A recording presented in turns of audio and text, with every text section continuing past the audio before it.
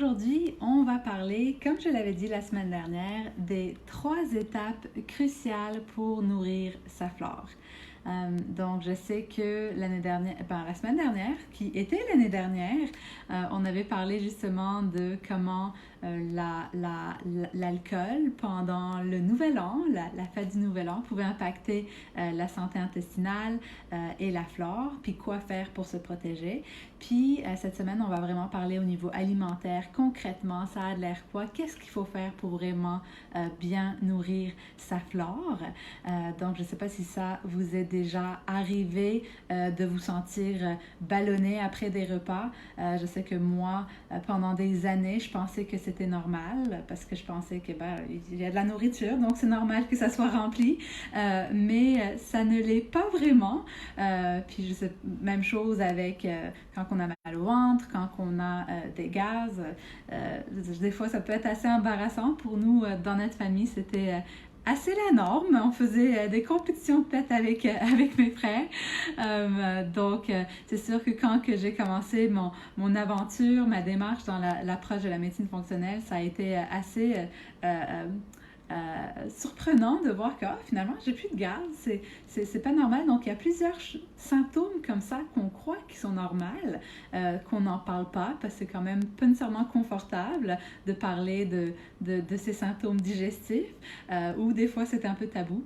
Donc, si jamais vous avez déjà eu de ces symptômes, surtout si jamais, par exemple, vous mangez bien. Moi, toute mon enfance, on mangeait toujours fait maison, même quand je suis arrivée à l'université, j'étudiais en nutrition, donc j'avais ces symptômes, même si je mangeais très bien. Donc, ça se peut que si vous avez encore ces symptômes alors que vous mangez quand même assez santé, que ça soit relié à que vous manquez une de ces 3 étapes qu'on va justement voir parce que c'est quand même assez intéressant. Puis il y en a certaines que plusieurs personnes connaissent, mais pas toutes. Donc avant que on parle de ces 3 étapes, je vais juste voir qui est en ligne. Là, je ne sais pas si je peux voir vos commentaires. Vous pouvez m'écrire d'où vous êtes, de où vous m'écoutez. Moi, je suis au bureau, je viens de terminer ma journée. J'espère que votre retour au travail n'a pas été si difficile. Vous pouvez me le dire dans les commentaires. Là, je ne le vois pas encore. Je ne suis pas encore rendue pro sur les lives, mais je crois que je suis supposée écrire quelque chose. En tout cas, tourner en tout cas.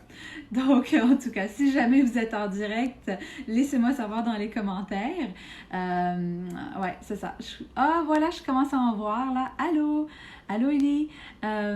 Donc, comme je disais, j'espère que le retour n'a pas été trop chargé. Nous, on a quand même des grosses journées de patients, mais c'est le fun d'être de retour puis voir tous les beaux résultats.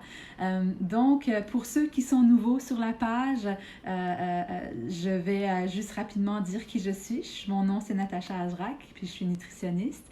Et ça fait presque 10 ans maintenant que je pratique en clinique. Nos spécialités sont la douleur chronique, la fatigue chronique, tout ce qui est fibromyalgie, les maladies auto-immunes, les maladies digestives. Puis c'est sûr qu'avec les années, en voyant des cas complexes comme ça et que leurs symptômes avaient commencé petit à petit, c'est là que je me suis dit, si jamais ces personnes-là avaient pu me rencontrer 10 ans avant, 5 ans avant, quelques années avant, puis qu'ils avaient pu savoir au moins les fondations de quoi faire pour être en santé, parce que c'est ça qu'il y a souvent des petits symptômes comme juste un peu de fatigue, on se réveille le matin puis on est plus fatigué tout d'un coup, puis c'était pas comme ça avant, ou un peu comme ce que je disais tout à l'heure, d'être plus ballonné ou d'avoir des gaz ou des crampes ou d'avoir mal au ventre, tout ça, c'est des petits symptômes qui commencent à nous dire qu'il y a quelque chose qui commence à moins bien aller.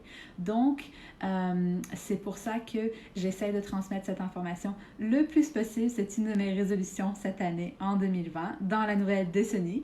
Donc, parce que je crois vraiment que si vous avez cette information-là, c'est là que ça vous donne la possibilité de prendre le contrôle de votre santé, puis de votre futur, puis de vraiment réaliser tout ce que vous voulez, parce que quand on a la santé, on a la vitalité, puis l'énergie d'en faire beaucoup plus, un peu comme moi. Jamais dans toute mon enfance, j'aurais voulu avoir une entreprise. Moi, je croyais que j'étais dédiée pour du travail à temps partiel avec ma fatigue que j'avais, que je croyais que j'étais juste paresseuse. Puis là, j'ai une clinique, puis c'est sûr que quand on découvre les résultats dans notre santé, on veut juste le transmettre au plus de gens possible. En tout cas, ça c'est pour ceux qui ne me connaissent pas. Pour les autres, vous me connaissez quand même bien, puis ma passion de vouloir transmettre cette information-là.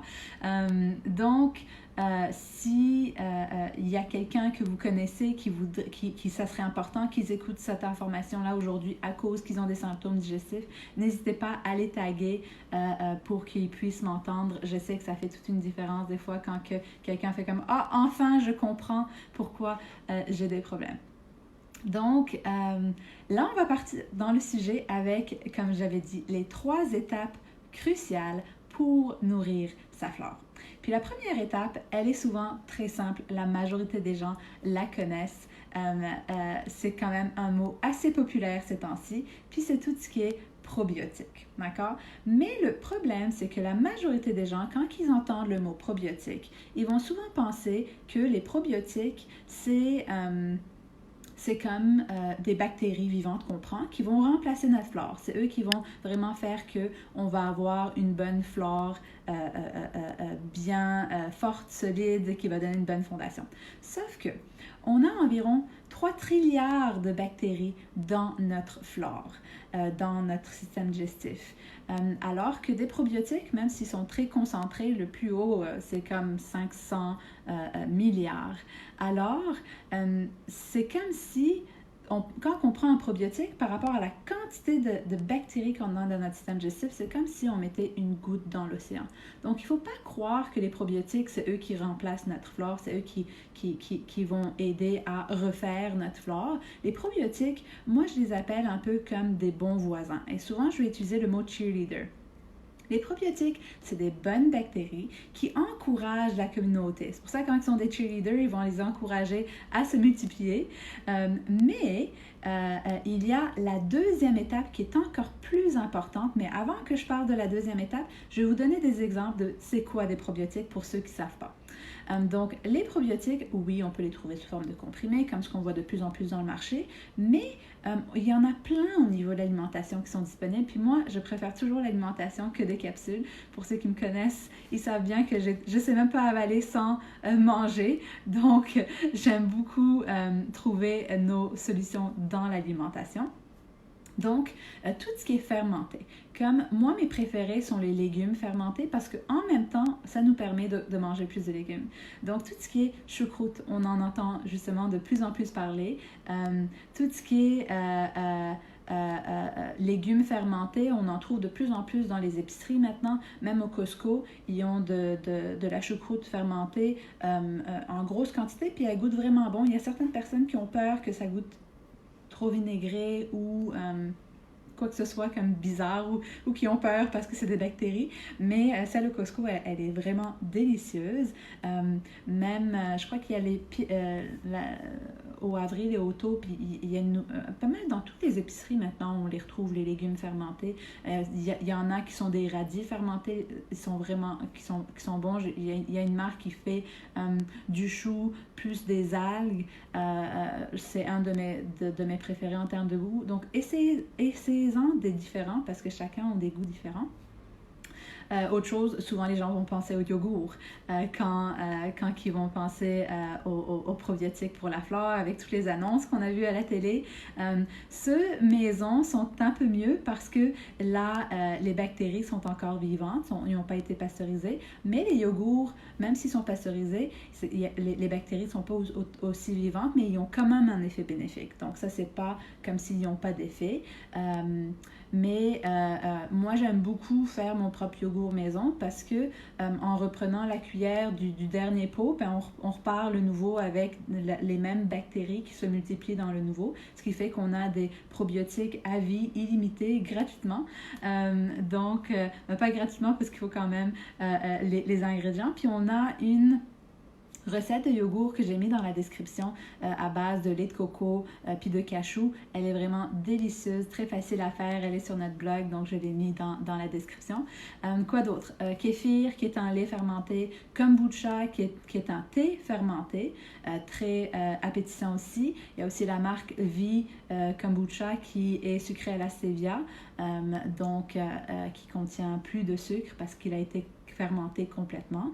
Il y a aussi tout ce qui est soya fermenté, le miso, le tempeh, c'est fermenté. Même les olives sont fermentées. Il y avait une étude qui montrait que 12 olives vertes par jour augmentaient les bonnes bactéries puis diminuaient l'inflammation digestive. Je pourrais vous la ressortir, cette étude a été très, très intéressante. Je vais regarder, je ne sais pas si je vais avoir le temps cette semaine, mais je vous la ressortirai à un moment. C'était des olives vertes dans l'étude, puis au Costco, il y en a en plus des olives vertes biologiques, elles sont quand même assez bonnes. Donc, ça, c'est des exemples d'aliments probiotiques. Ensuite, la deuxième étape qui est la plus importante que personne en parle, de plus en plus, on commence à en parler, mais ce n'est pas nécessairement celle qui est la plus populaire. Donc, rappelez-vous, les probiotiques, c'est quoi? C'est des bons voisins, des cheerleaders qui vont encourager la communauté. Par contre, pour que la communauté, pour que les bactéries puissent se multiplier, il faut absolument qu'il y ait ce qu'on appelle un prébiotique. Un prébiotique, c'est quoi? C'est la nourriture des bactéries. D'accord? Donc, quand on parle de nourriture des bactéries, de quoi qui se nourrit? Ail, oignon, poireau, asperges, de la chicorée, de la citrouille aussi. Moi, j'aime beaucoup quand les citrouilles ne sont pas en saison, on peut trouver de la citrouille en purée, en canne, puis faire tout genre de choses, même des pancakes avec. Des amandes, le topinambour. Moi, j'aime beaucoup le topinambour parce que c'est un produit local qui pousse vraiment facilement au Québec. Donc, un de mes préférés. Puis, ils l'ont aussi sous forme de poudre dans un produit québécois qui s'appelle Inuliflora. Donc, on peut le saupoudrer dans notre vinaigrette, vraiment n'importe où. Moi, je le mets même dans mes desserts, etc. Ça passe bien. Le psyllium aussi, qui est une poudre de fibres qui est un prébiotique qui se met n'importe où aussi. Moi, c'est des fibres, hein? Donc le plus qu'on en a, le mieux pour la santé digestive. C'est sûr que quand ça fait longtemps qu'on ne mange pas de fibres, il faut y aller doucement. Puis il faut vraiment s'assurer d'avoir aussi beaucoup d'eau pour la santé digestive. Mais ça peut être un autre sujet qu'on peut discuter. Mais en gros, les prébiotiques, comme c'est la nourriture de nos bactéries, si on prenait une quantité phénoménale de probiotiques, donc de ces cheerleaders, mais qu'il n'y a aucune nourriture pour que les bactéries se multiplient, ben c'est là que vos probiotiques n'ont pas l'effet qu'ils sont supposés avoir parce que les bactéries ne vont pas se multiplier autant. Donc ça, c'est très, très, très important d'avoir des prébiotiques, encore plus que des probiotiques, parce que si vous prenez juste des prébiotiques, ben déjà vos bactéries que vous avez dans votre système vont se multiplier. Si jamais vous êtes de ceux qui ont déjà essayé des probiotiques et des prébiotiques, puis qui ont eu des symptômes digestifs qui avaient l'air de ne pas tolérer ces groupes d'aliments, comme par exemple les personnes qui mangent de l'ail ou des oignons puis qui ont beaucoup de difficultés à les tolérer, ça se peut que vous ayez une complication au niveau de mauvaises bactéries dans votre système digestif. Donc à ce moment-là, je vous conseille vraiment d'aller sur notre site web cliniquevi.com, donc cliniquevi.com. J'ai un webinaire gratuit, vous pouvez vous inscrire, j'ai beaucoup d'informations là-dessus. Je vous conseille vraiment de regarder parce que une fois qu'on commence à moins bien tolérer ces bons aliments, ça veut dire qu'il y a du travail à faire au niveau de votre flore et puis qu'il y a un problème un peu plus complexe. Donc, c'est mieux de ne pas attendre parce que ça peut s'empirer avec le temps. Mais sinon, si vous les tolérez, allez-y au maximum, le plus que vous en avez à tous les jours, le mieux. La troisième étape cruciale pour avoir une bonne flore en santé, c'est d'avoir de la variété et une qualité. D'accord? Qu'est-ce que je veux dire par ça? Le plus qu'on a des aliments variés au niveau de notre alimentation, le plus que justement on va pouvoir nourrir des différentes bactéries. Parce que il y a certaines bactéries qui vont se nourrir plus avec certains aliments. Donc, le plus qu'on a justement une variété, puis moi, j'enseigne souvent de suivre les couleurs. Les couleurs de l'arc-en-ciel, chaque différente couleur ont des différents antioxydants, des différentes vitamines aussi. Donc, souvent, quand je suis à l'épicerie, je regarde dans mon panier, est-ce que j'ai les 6 couleurs de l'arc-en-ciel avant de quitter? Donc, comme ça devient facile de ne pas toujours être dans les mêmes habitudes qu'on a souvent quand on est à l'épicerie, on cherche toujours les mêmes légumes, d'essayer de varier remarquer, ah, cette semaine, j'ai pas de rouge, ah, cette semaine, j'ai pas de mauve, ah, cette semaine, j'ai pas de blanc. Donc, qu'est-ce que je peux aller chercher de différent? Même chose avec les enfants, quand vous les incorporez dans un jeu comme ça, puis qu'ils touchent les légumes, ça les permet justement de ne moins avoir peur aux légumes. Le plus qu'ils sont en contact avec eux, le plus qu'ils vont être confortables, parce que c'est un processus normal que les enfants aient peur des légumes. C'est tout ce qui est la néophobie, tout ce qui est nouveau, tout ce qui est plus amer. Les enfants ont des papilles 10 fois plus concentrées que les nôtres, donc ils ressentent les légumes beaucoup plus concentrés que nous. C'est pour ça qu'il faut continuer à les faire goûter au moins 13 fois minimum avant qu'ils puissent être confortables à ces aliments. En tout cas, ça c'est un autre sujet, mais en gros, la variété est très très importante. Parce que justement, il y a des études qui ont été démontrées que ça prend 2 jours environ pour qu'une fois qu'on commence à mieux manger par rapport à notre flore et une variété, qu'on voit l'impact au niveau de notre flore, mais ça prend aussi 2 jours pour qu'on ne voit plus les impacts. Donc, c'est super important de continuer à faire cette variété, les probiotiques, les prébiotiques, vraiment sur du long terme pour bien nourrir sa flore. Et la qualité, c'est l'autre point que je disais dans la 3e étape. La variété, puis la qualité, parce que la qualité, on voit maintenant de plus en plus qu'il y a des additifs qui ont des impacts au niveau de notre flore, puis les faux sucres aussi. Tout ce qui est aspartame, saccharine, ils ont tous des impacts au niveau de la flore. Il y a même certaines études qui montrent que chez les diabétiques qui prennent du Coke, ils ont fait une étude qui comparait s'ils prenaient du Coke ou du Coke Diet. Même si le Coke avait plus de calories, plus de sucre, ceux qui avaient du Coke Diet avaient un impact plus élevé au niveau du sucre dans leur sang à cause de comment l'aspartame impacte la flore digestive qui a un impact sur le diabète. Donc ça, je pourrais peut-être en parler la semaine prochaine, comment la flore a un impact sur les différentes maladies qu'on pense pas qui sont reliées, parce que c'est pas nécessairement relié à notre système digestif. Donc en gros, c'est pour ça que c'est important d'avoir une bonne qualité alimentaire aussi, parce que les additifs puis les faux sucres peuvent avoir un impact. C'est sûr que la stevia n'a pas été démontré d'avoir un impact au niveau de la flore, donc ça peut être une alternative. Mais en gros, c'est très important aussi de ne pas stresser avec tout ça, parce que comme je l'ai partagé, je crois il y a 2-3 posts, que l'effet du stress, on avait parlé de l'alcool, mais on avait parlé aussi du stress. L'effet du stress sur la flore digestive est quand même assez marquant. Donc, même si vous apprenez les 3 étapes cruciales, c'est super important que jamais vous stressiez si jamais vous ne les avez pas chaque jour ou quoi que ce soit, ou si jamais à un moment il y a un additif dans ce que vous mangez, on ne veut pas stresser par rapport à ça. On veut juste être proactif, être de mieux en mieux à chaque jour, apprendre de nos erreurs, jamais stresser avec ça, parce que sinon l'effet est pire que ce que vous avez mangé. D'accord? Donc, c'est ça en gros par rapport aux 3 étapes cruciales. Là, vous pouvez m'écrire dans les commentaires qu'est-ce que vous avez appris avant qu'on récapitule. Je veux voir si vous avez bien compris c'est quoi les 3 étapes. Je ne vous vois pas, je ne sais pas pourquoi. Je ne veux pas rien faire pour perdre la vidéo, mais vous pouvez m'écrire parce que c'est vraiment quand on écrit ce qu'on a appris qu'on s'en rappelle. Donc, en gros, numéro 1, c'était quoi? Les probiotiques, donc les bonnes bactéries vivantes qui vont encourager les autres à se multiplier, comme des cheerleaders. Les prébiotiques, qui sont la nourriture de nos bonnes bactéries, et la variété et la qualité au niveau de nos aliments. Donc, c'est ça. Donc, la semaine prochaine, on va faire une vidéo sur pourquoi c'est important de nourrir sa flore. Puis, n'oubliez pas de mettre vos notifications sur la page pour recevoir quand je fais ces vidéos et pouvoir être en ligne puis pouvoir me poser des questions si jamais il y a quoi que ce soit. Donc, ça a été un plaisir. Écrivez-moi dans les commentaires si ça vous a aidé, si jamais vous allez l'appliquer, puis taguez quelqu'un que l'information pourrait aider si jamais ils ont des symptômes digestifs, puis si jamais ils ne connaissent pas ces 3 étapes. Donc, bonne soirée! Bye!